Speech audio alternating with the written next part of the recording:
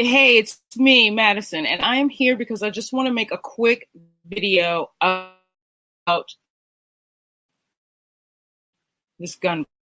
We had yesterday a situation in Texas, today another situation in Ohio. You know what? Everybody's talking about that. I am going to talk about it, but I'm not going to talk about it the way everybody else is talking about it. So I want you to stay tuned. Because at the end of the day, I could post, angry missives about gun control and all the things that we've all heard those arguments, and we've all been screaming about them, and we've all been angry about them for a very long time, and nothing is happening. And so I want to approach this from a completely different angle. I want to approach it from the angle because at the end of the day, the only thing that matters is who's in power. That's it. So if we really want to talk about the solution to this problem, we must absolutely talk about the acquisition of political power. If we are going to direct our anger and direct our energy and direct our activities, if this is making you angry, the only logical, rational thing to do about it is to focus like a laser on the acquisition of political power and the activities that it will take to get it. So I'm going to talk about three things today. Well, maybe four. I'm going to talk about Donald Trump. I'm going to talk about Congress and state legislatures, congressional districting, and gerrymandering. Sending our voters and election integrity. Because the election integrity thing is a longer discussion. We're going to have that discussion next week. Number one, I just want to remember real quick of 2016. Donald Trump won Pennsylvania by 44,292 votes. Pennsylvania's electoral college votes went to Trump for a difference of 44,292 votes. That's it. Michigan. Let's talk about Michigan. Michigan's 16 electoral votes went to Trump for a difference of 10,704 votes. 10,704 votes. That's it. Wisconsin, 10 electoral votes went to Trump for a difference of 22,700 votes. 20,000 votes. So combined, we're talking about 77,744 votes. My friends, fellow liberals, progressives, leftists, Democrats, this shit is doable. We will not have this man back in office in January of 2021. 77,744 votes. That's it. Now, I'm not going to get on. I'm joking, but in my conscience, I'm not even going to go there with you on that. All I'm saying is, doable.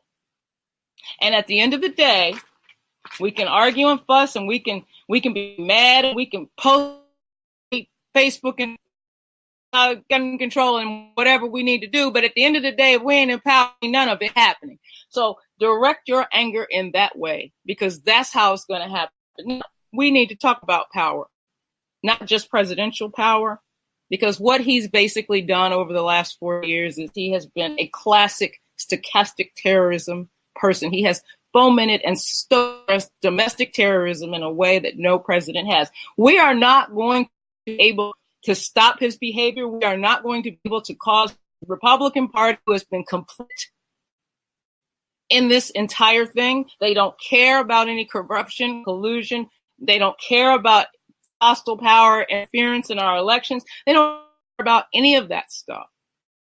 Start to care about it. So they must be replaced. This is very simple. May not be easy, but it is damn simple. They must be replaced, period. So what do we need to do? Well, we got two things going on. We've got the census coming up in 2010, and state legislatures are where districts are drawn. So we need to be operating like a laser and focusing like a laser on state legislatures. This is what we do at Operation Blue Map. I'm hoping that you'll join me over there because this is exactly what we need to be doing. Focusing like a laser on state legislatures and to a less extent local races. And I'll tell you why local races are very important. And this ties into finding those 77,744 votes.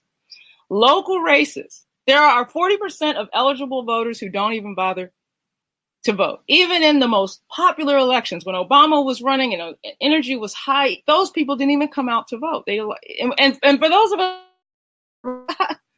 how can you not care? What is it going to take for you to come out and just like cast a vote? Like you don't even have to show up. You could send for a ballot. They'll send it to your house. Like what's going on? I'm telling you the problem that we have every year. Democrats and liberals and organizations and entities spend billions of dollars trying to find these voters and convince them to vote. Oh, and we talk about the Supreme Court, and we talk about Congress, and we talk about how racist Trump is, and it doesn't work. You know why it doesn't work? It doesn't work because that's not what they care about. Their lives don't change based on who's president, or at least they don't think that they do. These are people who care about how late the buses run in their community, or whether or not the schools are going off, right, during the summer. Run local candidates who speak to them on their issues. You don't have to fight them to register. We did in Florida in 2018 to great effect. We focused on local races and state races, and in 2 counties where we operated. Turnout, up-ticket, was much better than it was anywhere else in the state. I'm proud of that. But what I'm saying is it's a model for how we move forward. It's a model for how we found that, what's the number again? 77,744 votes. Oh, and by the way, yeah, we lost Florida by about 120. So we lost, but you know what? I don't have to rely on Pennsylvania, Michigan, and Wisconsin would have kept Trump out of the White House. And we had every reason to believe that at least 2 of those 3 states, we can do this, but we must find our voters.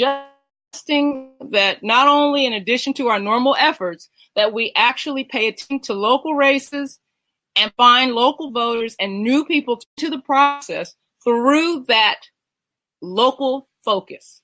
And we are actually right now deconstructing district by district in these target states so that we can find 30 votes per precinct, those 200 or 300 votes per district in certain states, areas that are typically overlooked. Let's put candidates out. Let's have them speak to local issues, and let's have that affect the up-ticket balance. 77,744. And brings me to one last but very important and certainly not least consideration. And that consideration is election integrity. Now, I think everybody that I've ever spoken to knows the numbers are there, but Republicans cheat.